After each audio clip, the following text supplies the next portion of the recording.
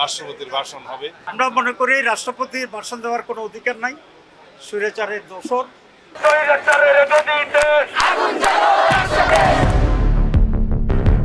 2024 সালের 5ই আগস্টে শেখ হাসিনার পতন। এরপর অন্তর্বর্তী সরকারের শাসনামলে 2026 সালের 12ই ফেব্রুয়ারি নির্বাচনের মধ্য দিয়ে ক্ষমতায় আসে বাংলাদেশ জাতীয়তাবাদী দল বিএনপি। প্রায় 1.5 বছর সময় পর শুরু হতে যাচ্ছে জাতীয় রাজনীতির এক গুরুত্বপূর্ণ অধ্যায়, জাতীয় সংসদের নতুন অধিবেশন।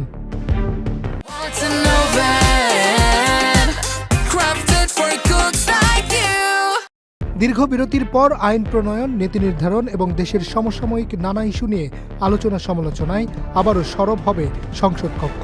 রাজনৈতিক অঙ্গনে যখন নানা প্রত্যাশা ও প্রশ্ন ঘুরপাক খাচ্ছে, ঠিক তখনই এই অধিবেশনকে ঘিরে তৈরি হয়েছে নতুন কৌতূহল ও গুরুত্ব। দেশের চলমান চ্যালেঞ্জ, অর্থনীতি থেকে শুরু করে জনজীবনের নানা বিষয়, সবকিছুর প্রতিফলন দেখা যাবে আসন্ন এই সংসদ অধিবেশনের আলোচনায়। এবার অধিবেশনের শুরুতেই হবে স্পিকার ও ডেপুটি স্পিকার নির্বাচন। কে বসছেন সংসদের অভিভাবকের আসনে তা নিয়ে রাজনৈতিক মহলে চলছে নানা সমীকরণ। দলের বিশ্বস্ত নাকি নতুন কোনো চমক আসবে এই পদে, তা নিয়ে আলোচনার শেষ নেই।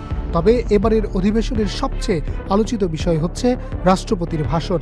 সংসদের প্রথম অধিবেশনে রাষ্ট্রপতি মোহাম্মদ শাহাবুদ্দিন ভাষণ দেবেন বলে জানিয়েছেন বিএনপির স্থায়ী কমিটির সদস্য ও স্বরাষ্ট্রমন্ত্রী সালাউদ্দিন আহমেদ। প্রথমে সভাপতিমণ্ডলীর প্যানেল ঘোষণা করা হবে, তারপরে সুপ্রস্তাব আসবে, সুপ্রস্তাবের উপর আলোচনা হবে, তারপরে সংসদে যে সমস্ত অর্ডিন্যান্সগুলো প্লেস করার কথা, উত্থাপন করার কথা 133টি অধ্যাদেশ আইনমন্ত্রী উত্থাপন করবেন এবং এরপরে রাষ্ট্রপতির ভাষণ হবে। অন্যদিকে রাষ্ট্রপতি মোহাম্মদ শাহাবুদ্দিনকে স্বৈরাচারের দোসর আখ্যা দিয়ে তার সংসদে ভাষণ দেওয়ার অধিকার নেই বলে মন্তব্য করেছেন জামায়াতে ইসলামীর নায়েবে আমির সৈয়দ আব্দুল্লাহ মোহাম্মদ তাহের। আমরা মনে করি রাষ্ট্রপতির ভাষণ দেওয়ার কোনো অধিকার নাই, স্বৈরাচারের দোসর। বিএনপি কেন যে তাকে দিয়ে সব ভাষণ দেওয়া হচ্ছে এটা আমাদের কাছে পরিষ্কার নয়। সংসদের বাহিরের চিত্রটাও ভিন্ন। সাধারণ মানুষের প্রত্যাশা আর উত্তেজনার পারদ এখন তুঙ্গে।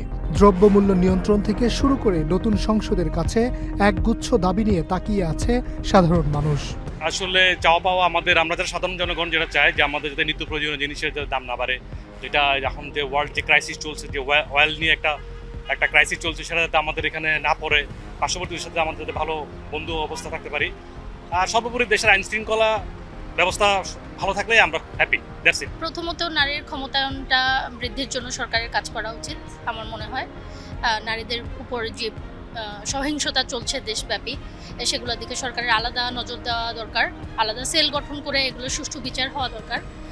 আর গৃহিণীদের জন্য গৃহিণীদেরকে কর্মসংস্থানে উদ্বুদ্ধ করার জন্য সরকারের যেরকম একটা ব্যবস্থা নেওয়া উচিত, সেটা দিকেও মনোযোগ দেওয়া দরকার।